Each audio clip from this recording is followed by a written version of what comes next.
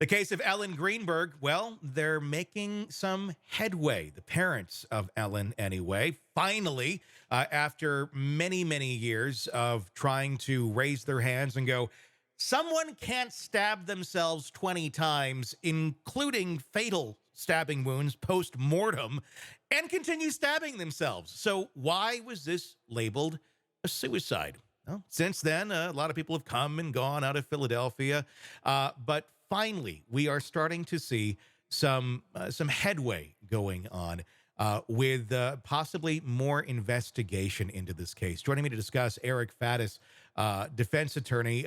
This is one that just it blows your mind when you just look at the facts of it, how it's been sitting here as a suicide for all those years. And I'm not here to blame anyone or say it was the ex-fiance or whatever. I mean, I don't know. We don't know. But what we do know is that this clearly was not a suicide. Any reasonable person looking at the facts of this case, 20 self-inflicted stab wounds, are you kidding me? That just strains credulity. It just doesn't, it boggles the mind that anyone can come to the conclusion based on those facts that this was a suicide. Everything indicates to me it wasn't. The former district attorney, Guy DeAndrea, suggesting that Ellen's death was not a suicide, but a homicide. That's based on forensic investigation.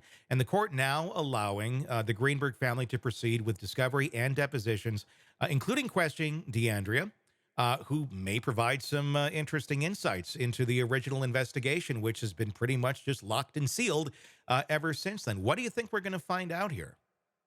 I'm a former district attorney, and what I can tell you is that those folks know a lot more about the case sometimes than is in the case file. There is information that they sometimes have. And so this will be an opportunity to learn what that is. He's going to be under oath, and they're going to be able to question him about why he believes that this was a homicide and not a suicide, and who he talked to and how he came to that conclusion, on what evidence that conclusion is based. And so really interested to see sort of where that discovery goes and what it leads to.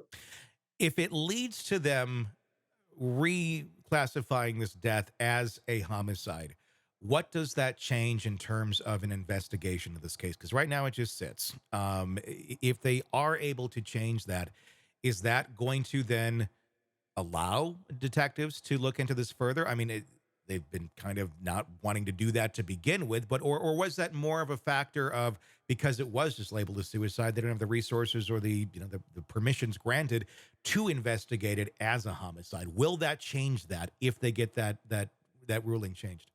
I think it'll change in a number of ways. One is that this case is very public now. And so if that determination changes from suicide to homicide, there's going to be a public uproar about, hey, we need to try to do something about this. I think that's going to compel investigative authorities to look into it as a homicide. But with these cold cases, it's tough because even though they might now determine that it's a homicide, you still have to find the culprit. And that can be way more difficult, 10, 15 years after the fact.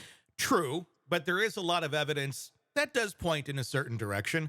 You have an attorney relative that comes in and takes all of the computer equipment out of the out of the home the very next day. Lots of evidence just seemingly gone. It wasn't cordoned off as a crime scene. There's evidence that points to the body being moved. I mean, the biggest one to me is just the post-mortem stabbing. I mean, that right there is like, okay, come on. Unusual blood patterns, the door itself, the claims of breaking it down and what actually happened with the door. I don't know. I'm not saying it was that person, but I'm saying there's a lot of things to look at that may put someone in hot water. Oh, sure. And one thing that we talk about, Tony, is this idea of consciousness of guilt. Hmm. And when you have the attorney coming in the next day and essentially destroying evidence, maybe, or I don't know the exact circumstances, but that's sure what it looks like from an onlooker's perspective. That tells me there's something to hide. And so, who was that person protecting? Hmm. These are all questions law enforcement are going to have to try to find answers to. There's so many questions in this case, so many people that seem to have been overly protected, or I don't know what's going on. I mean, sometimes, just innocent things can look conspiratorial, but I don't know. In this one, this is long overdue, and I'm wondering. I mean, how long would is something like this going to take as they begin doing depositions and investigating this? If you were to again look in your crystal ball and to guess, in the next year or two, where do you see this going? Just based on the facts that we know right now.